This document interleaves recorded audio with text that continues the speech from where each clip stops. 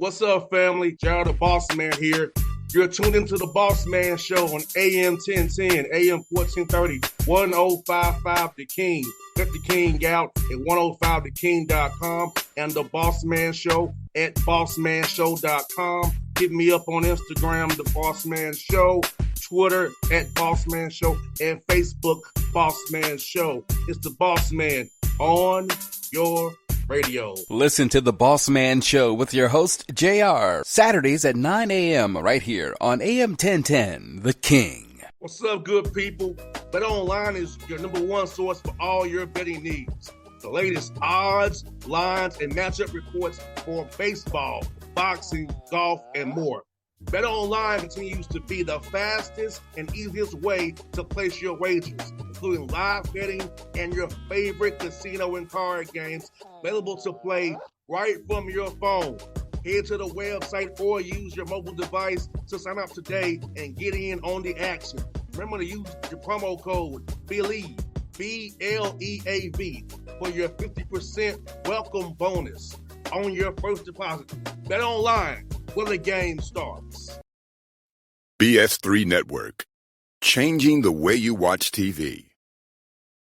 Yes, BS3 Network, changing the way you watch TV, covering content and hot topics from A to Z, sports, music, society and culture, movie reviews, you name it, we have it. Check it out on bs3network.com or check us out on Roku, BS3 TV on Roku, as well as check out your favorite podcasts on all podcast platforms or Spreaker.com/BS3 Network. You are now tuned to BS3 Network.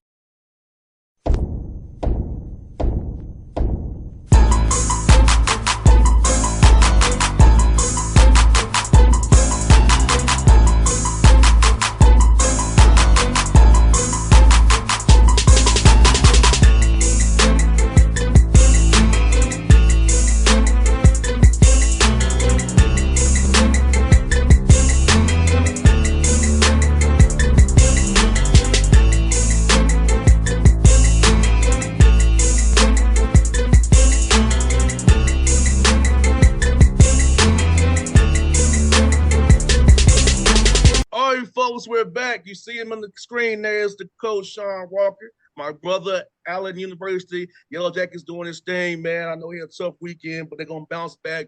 They're coming to Atlanta this weekend to play Clark and Morehouse. We talked about these first two games from last week. Brother Shawn, man, how you doing, brother? Doing well as can be expected. You know, the Lord is in the blessing business. So I'm happy I'm here. I'm alive. I can't complain. A lot of people have it worse. Losing 2 games is the worst thing that ever happens. I think I'm doing okay. I hear that, brother. And, you know, it's funny. We talked about it last week about trying to close out games, and it kind of really raises an ugly head again against Tuskegee. I know this is something you talked about and talked with the players. Not learning experience for your guys, but it's not a tough way to close out a game. Not did the job done. I tell you, the Tuskegee game certainly was a disappointing loss, to say the least. I mean, at this point, you know, everything that happens that's not good is the coach's responsibility. All right, so you know, I'm extremely frustrated that we're not able to finish games. I've got to figure out how to get my team to respond better in that moment. Tuskegee is a game that we led for 39 minutes and 48 seconds. And we went down for the first time in that game with 12 seconds on the clock, with 7 seconds on the clock. We're at the free throw line, missed the first one, made the second one, had to go to overtime and lose. You know, and we were up 10-11 with under 3 minutes on the clock. So we have to do a better job. Obviously, that loss is one that hurts a lot. But we have done the same thing throughout the course of the year. We have just not lost one of those games. And so now we have lost one of those games, so it heightens my level of concern. And, you know, over the last couple of days in practice, we spent hours and hours on trying to figure out how to play smarter in the last minutes of the game. No doubt. And I feel like sometimes young men, they fall into that hero ball mentality sometimes when they late in games or it gets tight. They forget what's worked the first 35 minutes of the game, but they get last time they get tight and then they start making bad decisions or want to be the hero and not realizing if we play team ball and we play the whole game, keep executing at a high level the whole game and not change who we are when it gets tight or gets close, they can really close the deal out the right way. Well, I think for us, when we're really good when people allow us to play at our pace. All right. When we play at our pace, we can play connected. We can control the elements of the game. We can make it pretty hard to play against, particularly when we have the ball, because we do some things that make teams have to chase us. We're at our worst when a team is right there ready to quit, but they need to make that one last push to just attack us and come at us. Sometimes it's not even a trap. And we get kind of caught up into watching the clock and hoping that the clock goes down to zero when we're still up, as opposed to continue to attack. We have an issue. I think, Bossman, when we were growing up, man, when I was growing up anyway, I'm a little older than you, we heard this term about toughness, and toughness would be physical toughness back in the 80s and 90s, right? And then as we got into the 2000s, we started hearing about mental health and mental toughness. And so I think as we move into the late 2000s and 20s, in the 2030s, this term of emotional toughness is going to come into play. And how young people can make a mistake and gather themselves back so that they don't make another one. And how young people can see a mistake made and then capitalize off that mistake, opposed to me now having to make one because you made one. And momentum actually turns around on you, even in life, tremendously if you don't handle adversity well. That's where we are right now in the last 2 minutes of the game. All right. We if there's one turnover, you can rest assured that another turnover is coming. If there's a missed free throw, you can guarantee that a missed box out's coming on the other end. So we've got to just improve in that. And once again, I'm just saying to you, every issue that we have is an issue that I need to coach better. At the end of the day, I think sometimes coaches get to the point where we start blaming the players. I'm responsible for leading this team in the right direction. So we have to address the issue of emotional toughness. We have to address the issues of being fundamentally sound, and we have to address the issues of closing games. And if we don't do that and get any better than that, then Shawn Walker has not done his job. And I'm not going to allow that to be the case if I can help it. Nah, you're right. That's something that my father, Big J, or they call him Big Boss Man. That's like J.R. from. That's why they call my dad the Big Boss Man. He always say, don't compound the problem, son. Right. If you drop a pass or miss an open shot or strikeout, don't compound the problem. Right. Ask yourself, where did you err at and be better? You have the talent and skill. You wouldn't be on this field or this court or this situation. So my father always told me, don't compound the problem. I try to say that to my teammates, when I played, don't compound the problem. Because I know from when I played, if my quarterback threw an interception, he was pressing the rest of the game. Right. He'll overthrow you. He'll underthrow you because he'll messed up, And I feel like sometimes as young men and players, we can't let those things compound. My dad always put in my head, don't compound the problem. Don't make one mistake become 5 mistakes. No question. And that's where we are, man. Dad taught me, brother. Yeah, that's where we are. That's where we are as, really as a society. I mean, we got to be able to pick up the pieces where they are, where they fail. Don't complain about it and gather it up. So, I think that's a teaching point for our young people, and it's a teaching point for us as adults as well. I mean, I had to be sure that my words after that game aligned with the fact that the season was not over. I said to our players that the Bible says, morning by morning, new mercies I see. All right. And so if we're a Christian person, we know that, you make a mistake and then God shows you favor to be able to correct that mistake and move on another day and give you a new mercy. So my speech before we played Spring Hill was, you know, ain't it a good thing that your season didn't end on Thursday night, right? You have an opportunity to capitalize on that mistake. And you know, we didn't win. You know, obviously I'm not happy about that. I'm concerned about that. But we still have 15 games to go, and our objective now is to win the next 15. Now, Shawn, like you said, like I saw the improvement from Tuskegee to Spring Hill. 17 turnovers. Spring Hill only had 7.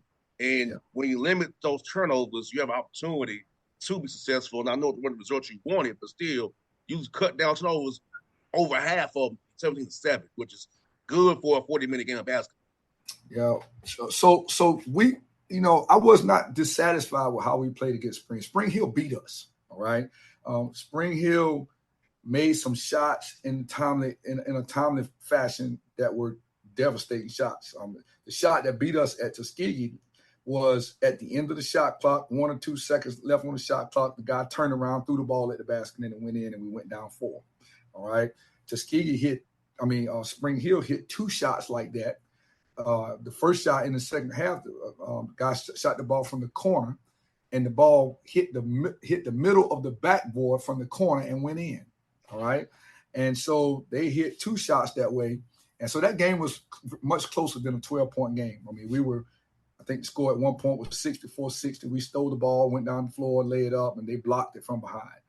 We did cut the lead from 64-63. We just didn't get over the hump, and then I think something like that anyway. And then they end up outscoring us at the end of the game. But, you know, we took care of the ball. We didn't guard them as well as we could have. They had a player got 30 points and a player got 20 of their 80. You know, so that's not going to win games. And we didn't turn the ball over, but they shot the ball 50% from the field, which is an enormous number. It lets you know how they shot the ball, and we normally keep teams under 40%. So, you know, all my hats off to Spring Hill because they out-executed us. They played better than us. I thought we did a lot of good things against them. We didn't win. But, you know, we've got to solve this offensive, this rebounding issue that we have. We have to solve this issue of turning the ball over. We foul excessively as well. And then we've also got to be able to finish games and take care of the ball better. So those are 3 or 4 entities that I think that we can improve on. They're all correctable things. And, you know, I don't think anybody's going to want to really see us once we get close to tournament play. And Shawn, how's it been for your guys, man, to adjust to no more charges pretty much, having to have your hands to the sky? How's that been adjusting for your guys not being able to take your chest no more when they're not really going to call that as they once were? Yeah, I think, you know, I think that's interesting. The charge has now almost been taken out of the game. You got to restrict the area. Can't take a charge in there. Now I don't even know what this rule is about how you got to be set or whatever the case may be.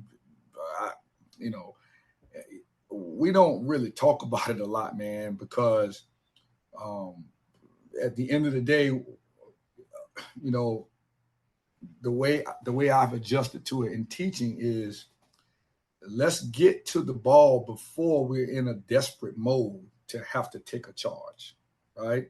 Let's get to the ball. Let's run to the ball. Let's keep the ball under control.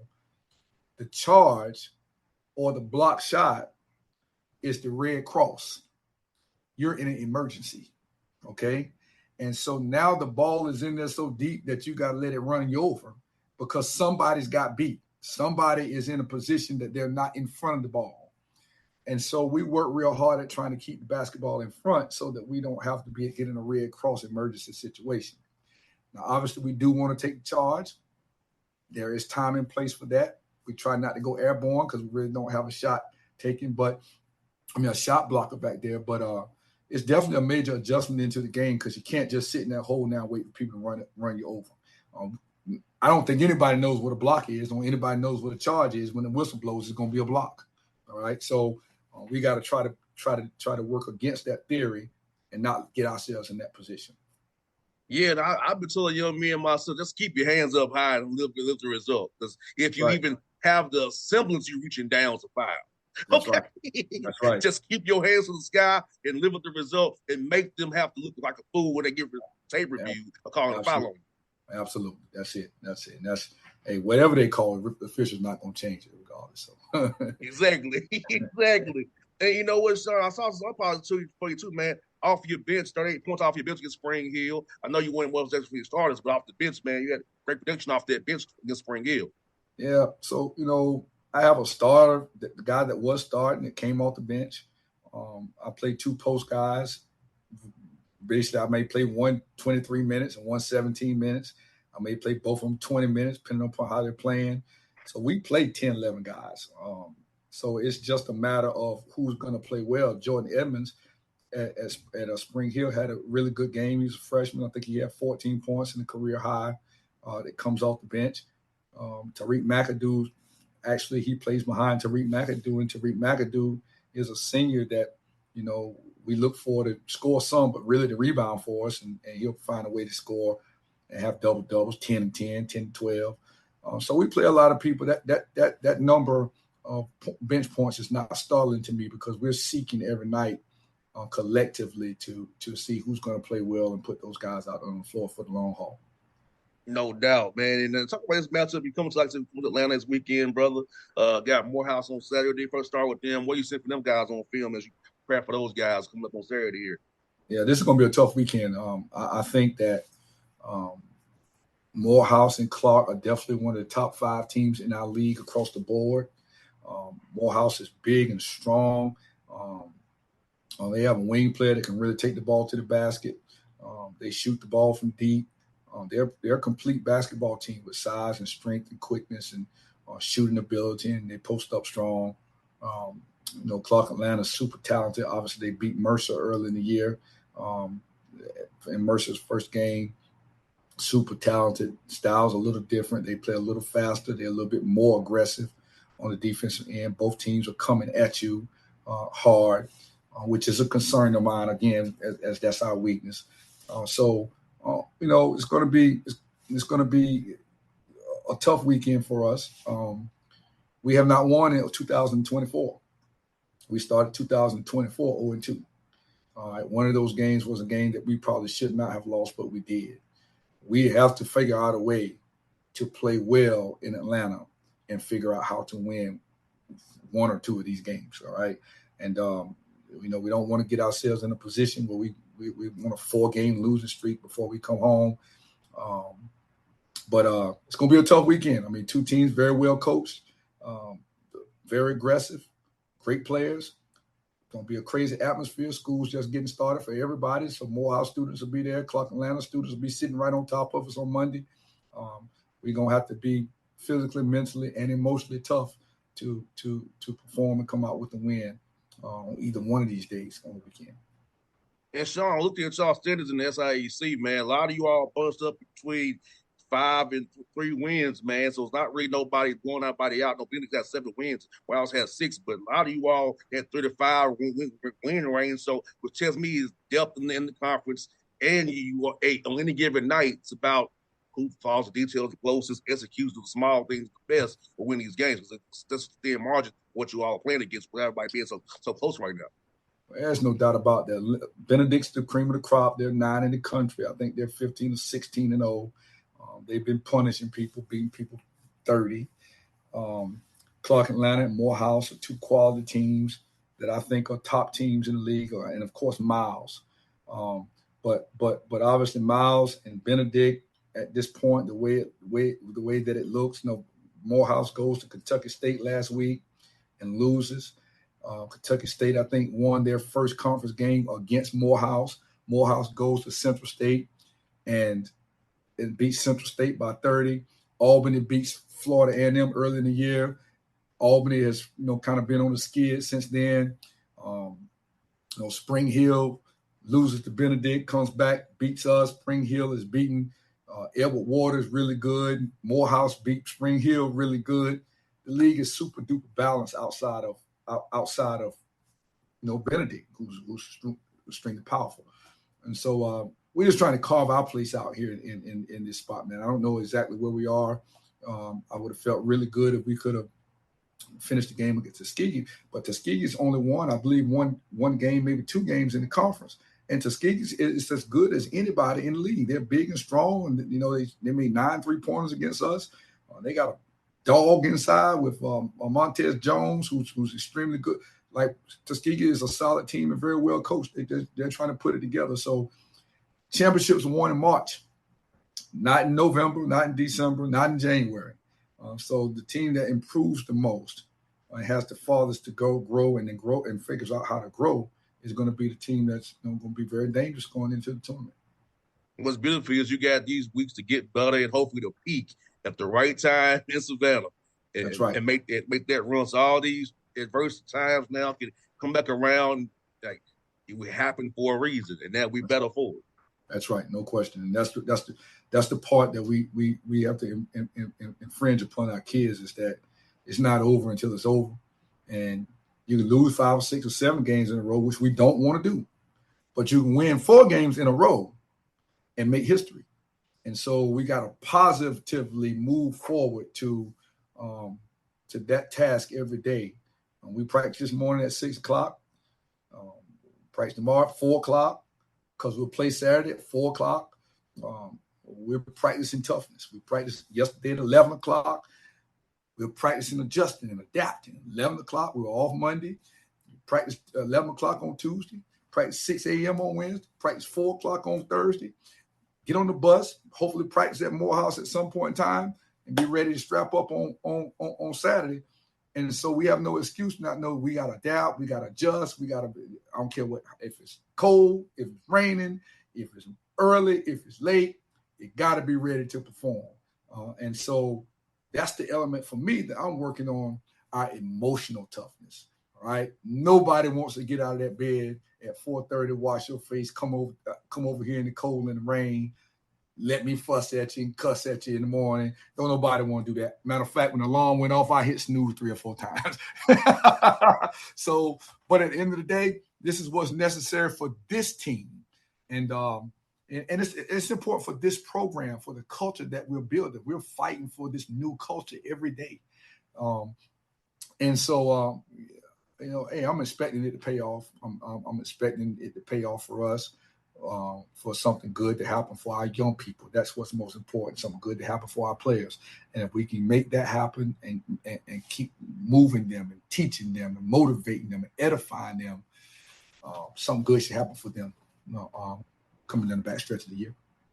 No doubt. We're looking forward to having to see you this weekend, my good brother. Is seeing you. We hope we can bring you some good luck as well. It'll be a tough one. We hope to support you. We're gonna do that for you, my brother. While you see Atlanta, you know you're good while you're here, brother. All right, fantastic, man. I can't wait. Folks, it's Shawn Walker, the Shawn Walker Show. Check us out. I always support Allen University basketball. We're out. BS3 Network. Changing the way you watch TV. Yes, BS3 Network, changing the way you watch TV, covering content and hot topics from A to Z, sports, music, society and culture, movie reviews, you name it, we have it. Check it out on bs3network.com or check us out on Roku, BS3 TV on Roku, as well as check out your favorite podcast on all podcast platforms or Spreaker.com/BS3 Network. You are now tuned to BS3 Network.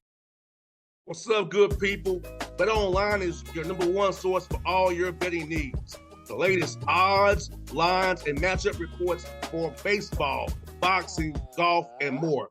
Bet Online continues to be the fastest and easiest way to place your wagers, including live betting and your favorite casino and card games available to play right from your phone. Head to the website or use your mobile device to sign up today and get in on the action. Remember to use your promo code BELIEVE, BLEAV, for your 50% welcome bonus on your first deposit. Bet Online, where the game starts. What's up, family? Jared the Bossman here. You're tuned into the Bossman Show on AM 1010, AM 1430, 1055 The King. Check The King out at 105theking.com and the Bossman Show at bossmanshow.com. Hit me up on Instagram, The Bossman Show, Twitter at Bossman Show, and Facebook, Bossman Show. It's The Bossman on your radio. Listen to The Bossman Show with your host, JR, Saturdays at 9 a.m. right here on AM 1010, The King.